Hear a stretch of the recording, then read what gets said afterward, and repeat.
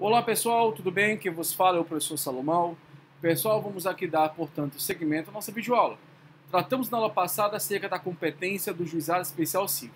Agora vamos tratar das matérias em que excluem a competência do Juizado Especial Civil.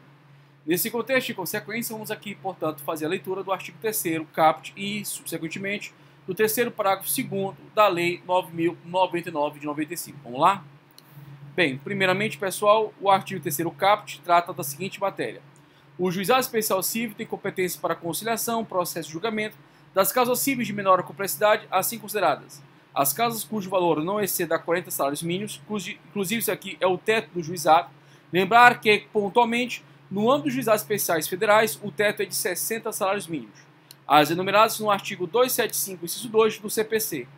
Veja categoricamente que aqui o Código de Processo Civil citado no inciso 2 do artigo 3º é o Código de Processo Civil de 73, que trata nesse dispositivo especial as matérias que são referendadas no rito sumário. Veja especificamente que quando nós fizemos a leitura do CPC de 2015, vimos categoricamente que estas matérias ainda se preservarão e serão, portanto, regidas pela Lei 9.099/95. Em síntese, as matérias enumeradas no artigo 2752 do CPC anterior revogado, quanto à sua parte maior, fica, portanto, pessoal, nesse contexto de consequência, preservada todas as matérias enumeradas do artigo 275, inciso 2 do CPC revogado. E isso tratando dos juizados especiais cíveis. Bem, no que tange à insolvência civil, ficou claro por nós que o CPC de 1973 ainda está, portanto, regendo, ainda está em vigor. Nesse sentido de consequência, o CPC de 73 não foi totalmente revogado. Ele foi, nesse sentido, parcialmente revogado, porque ainda se preserva a regência da insolvência civil, segundo a nomenclatura e a regência dada no CPC de 73. Bem, se vier futuramente uma lei federal superveniente especificamente a tratar dessa matéria, evidentemente o fenômeno vai ser da revogação. Bem, o inciso 3º diz que a ação de despejo para uso próprio e o inciso 4, as ações possessórias sobre bens imóveis de valor não excedente ao fixado no inciso 1 deste artigo. Pessoal, o inciso 1 e o inciso 4 tratam de matérias observando pontualmente o teto do juizado.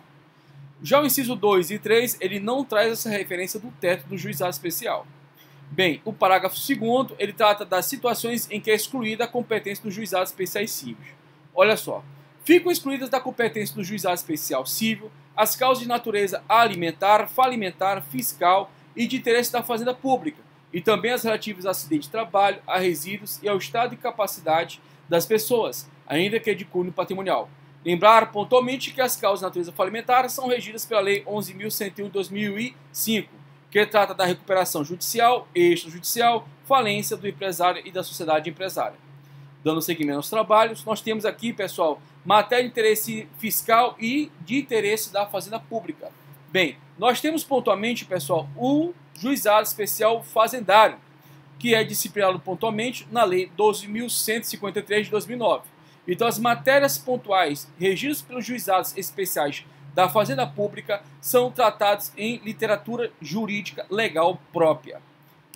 Dando seguimento, pessoal, aos nossos trabalhos, vamos aqui pontualmente ao artigo 8º caput da Lei 9.099 de 95, que também trata de circunstâncias, agora são as partes que são retiradas, excluídas da regência do juizado especial civil.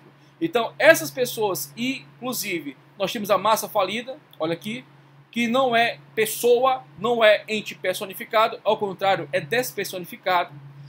Essas partes não poderão ajuizar qualquer ação no âmbito do juizado especial civil. Veja aqui, o artigo 3º, parágrafo 2º, trata das matérias e o artigo 8º caput trata das pessoas. Lembrar pontualmente que o artigo 70, vamos lá, o artigo 70 do CPC trata da capacidade processual, diferente da capacidade de ser parte. Olha o que diz.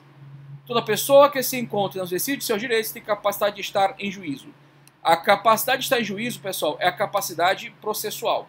O artigo 8º, portanto, da Lei dos Juizados Especiais Cíveis, em seu caput, trata da capacidade de ser parte.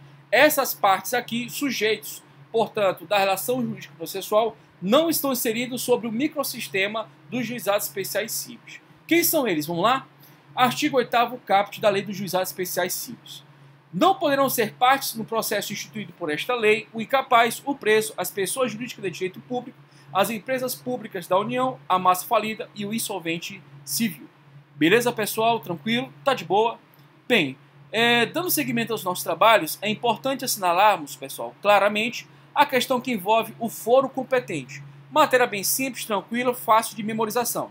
Olha o que diz o artigo 4º, pessoal, da Lei 9.099 de 95. É competente para as causas previstas desta lei o juizado do foro, inciso 1, do domicílio do réu ou, a critério do autor, do local onde aquele exerça atividades profissionais ou econômicas, ou mantenha estabelecimento, filial, agência, sucursal ou escritório. Inciso 2, do lugar onde a obrigação deva ser satisfeita. Inciso 3º, do domicílio do autor ou do local do ato ou fato nas ações de reparação de dano de qualquer natureza. Bem, pessoal, tranquilo, tá de boa. Então, recapitulando, o artigo 3º caput, com seus incisos, trata pontualmente da competência dos juizados especiais cíveis. Lembrar pontualmente que o inciso 1 trata do teto dos juizados e o inciso 4 trata das ações processuais sobre bens imóveis, que deve observar o valor do teto dos juizados especiais cíveis. Subsequentemente, nós temos o inciso 2 e 3, que não traz nenhuma referência acerca do teto dos juizados. Significa dizer que pode, portanto, essas circunstâncias pontuais aqui previstas, ultrapassar o teto dos juizados, que são 40 vezes o salário mínimo vigente. Lembrar pontualmente que o CPC de 73 não foi totalmente revogado. Ainda se preserva categoricamente, pessoal, a disposição atinente à insolvência civil.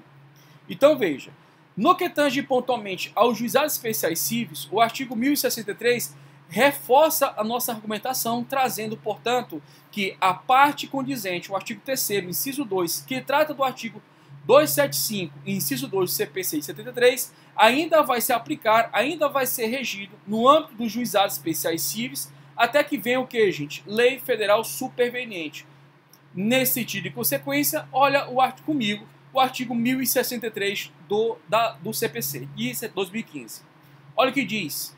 Até a edição de lei específica, os juizados especiais cíveis, previstos na Lei 9.099 de 95, continuam competentes para o processamento e julgamento das causas previstas no artigo 275, inciso 2, da Lei 5.869 de 73. Esta lei, pessoal, é o CPC de 73, Código de Processo Civil, esse que foi, portanto, parcialmente revogado.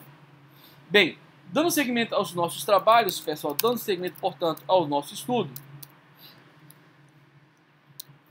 vamos pontualmente aqui fazer a leitura do artigo 1052 do Código de Processo Civil de 2015. Olha o que diz.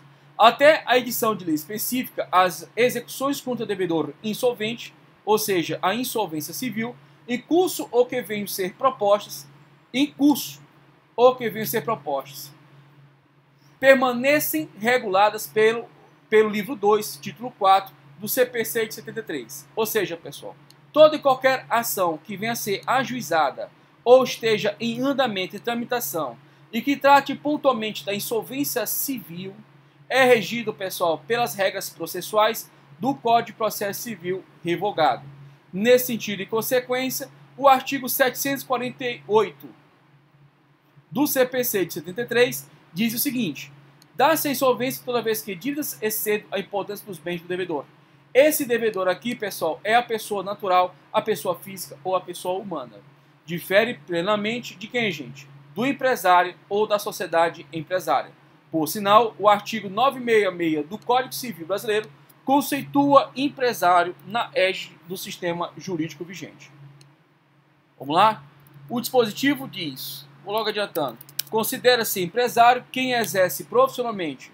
Vamos lá. Considera-se empresário quem exerce profissionalmente atividade econômica organizada para a produção ou a circulação de bens ou de serviços. Significa dizer que empresário, segundo a teoria de empresa, trata-se de aquele que fomenta uma atividade empresarial de natureza profissional, econômica e organizada.